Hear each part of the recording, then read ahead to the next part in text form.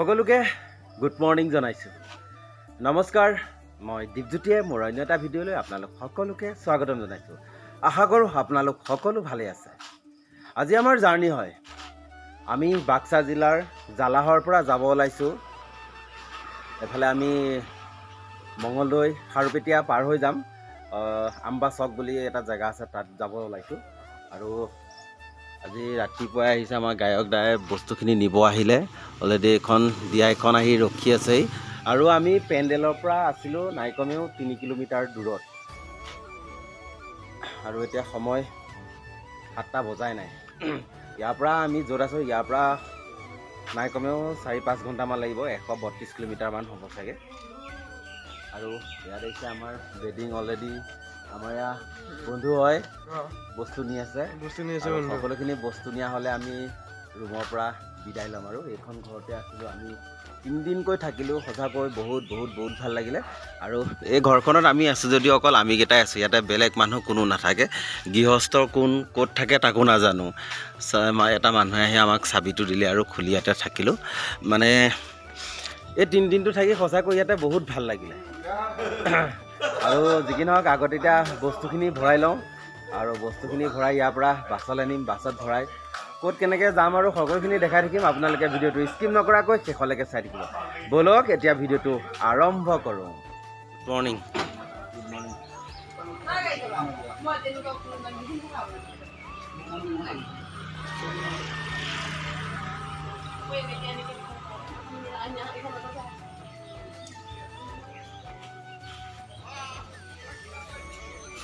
ভৰালোঁ। এতিয়া আমি যাব ওলাইছোঁ।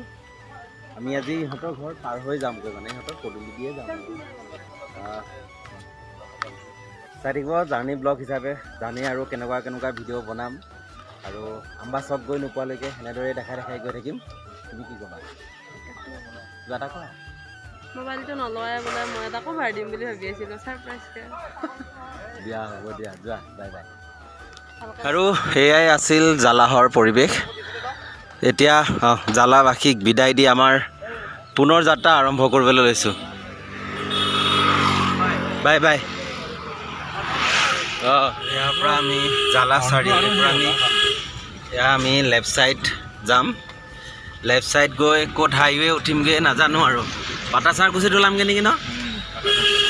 চাই থাকক আৰু দেখাই গৈ থাকিম এনেদৰেই। নিত্যানন্দ,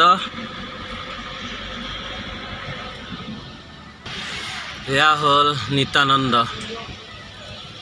তাৰ পৰা আমি যাম।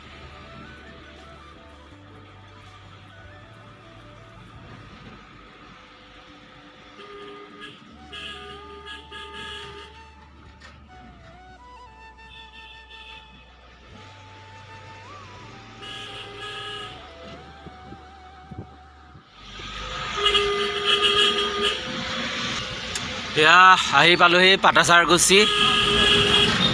ইয়াৰ পৰা যাম এতিয়া আমি লেফ্ট ছাইড।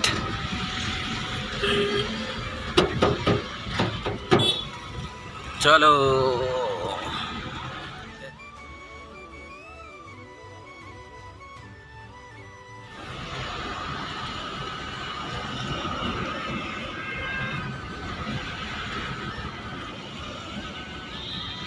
আহি পালোঁ গণেশ মন্দিৰ। এইভাগ হ'ল গণেশ মন্দিৰ আৰু এইফালে নলবাৰী টাউন।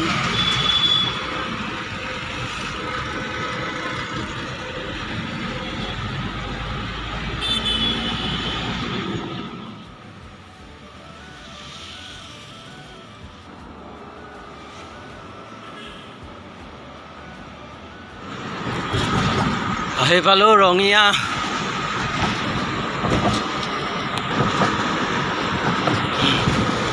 আৰু ইয়াৰ পৰা লেফ্ট ছাইড গ'লে ৰঙিয়া টাউন পাম।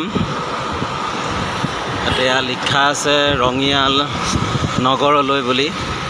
আমি যিহেতু এতিয়া হাইৱে হৈ গৈ আছোঁ। আৰু বাইহাটা, বাইহাটা চাৰিআলিৰ ব্ৰিজৰ তলেদি আহিছোঁ। আৰু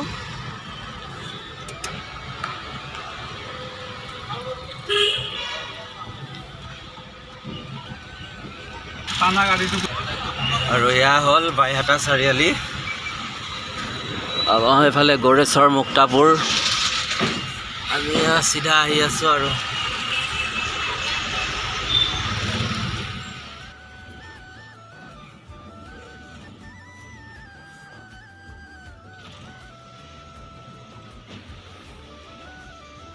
এয়া হ'ল দুমনি চুকী।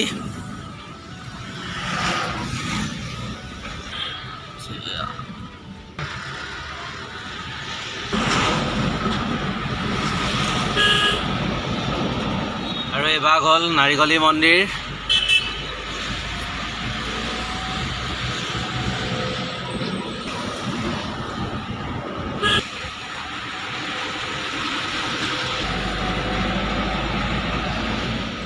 চিপাজাৰ।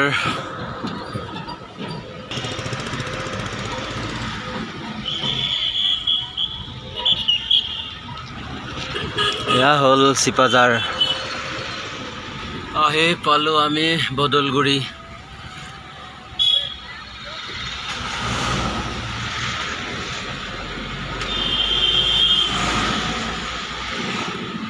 এয়া হ'ল বদলগুৰি।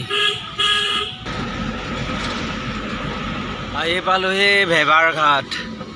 এয়া ভেবাৰ ঘাট তিনিআলি। তো ভেবাৰ ঘাট আৰু এয়া আহি আছোঁ আৰু মঙলদৈ টাউন পাম অলপ দূৰ গ'লেই। হ'ল মঙলদৈ টাউনখনে ভিতৰলৈ আছে আৰু এইফালে টাউনৰ পৰিৱেশ। আৰু এয়া আমি ইয়াতে হাইৱে আহি আছোঁ আৰু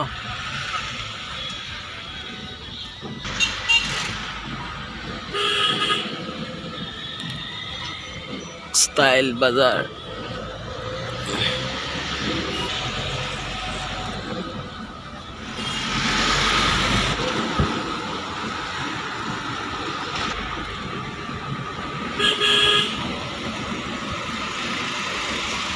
ৰাস্তাটো পাহৰি অলপ আগত গুচি অহা গৈছিলে। আকৌ আমি ঘূৰি গৈ আছোঁ। বেছি নাই, এনেই 500 মিটাৰমান বেছি আহিছিলোঁ আৰু right right right right right right right. কি জেগা কয় বা এইখিনি টাংনি চাৰিআলি বুলি কয়। টাংনি চাৰিআলিৰ পৰা লেফ্ট ছাইড আহিলে আমি আম্বা চক পাম। এতিয়া কিমান দূৰ বা যাব লাগে নাজানো আৰু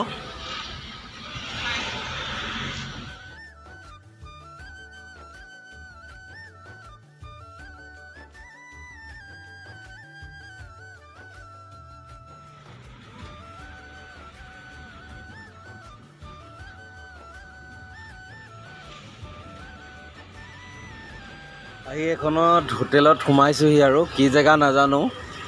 কিবা জেগা এইখিনি বড়ো হোটেল যেন লাগিছে বাৰু। আৰু পেণ্ডেললৈও আৰু বেছি দূৰ নাই। এইখিনি দেখাই আছোঁ এখন হোটেলতে। আগতে চাহখিনি খাই লওঁ, তাৰপিছত দেখাম কি জেগা।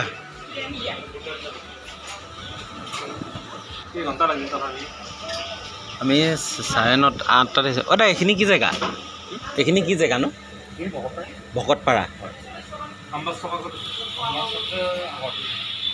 আৰু ভকতপাৰাতে আহি পৰঠাই খাইছোঁ আৰু এয়াই হ'ল ভকতপাৰাৰ পৰিৱেশ। আৰু ইয়াৰ পৰা বেছি দূৰ নাই আৰু 5 কিলোমিটাৰমান গ'লে আমি আম্বা চক পামগৈ। চাহ তাহ খাই ল'লোঁ যেতিয়া এতিয়া আৰু পুনৰ যাত্ৰা আকৌ আৰম্ভ।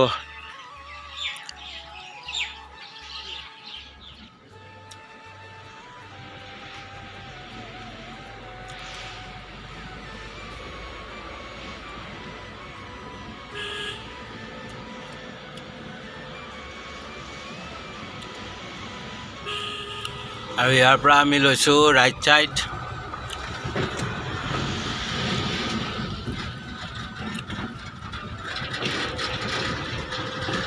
সুন্দৰ পৰিৱেশ।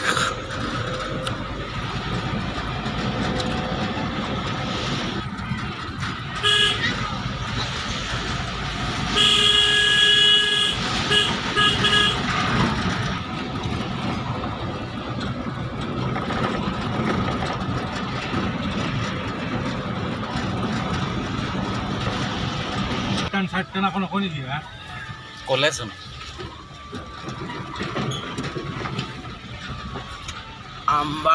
আম্বা চক এয়া ধান কাটি ফিল্ড বনাইছে ধানখিনি কাটি নিছেহে আৰু এইটো হ'ল আমাৰ পেণ্ডেল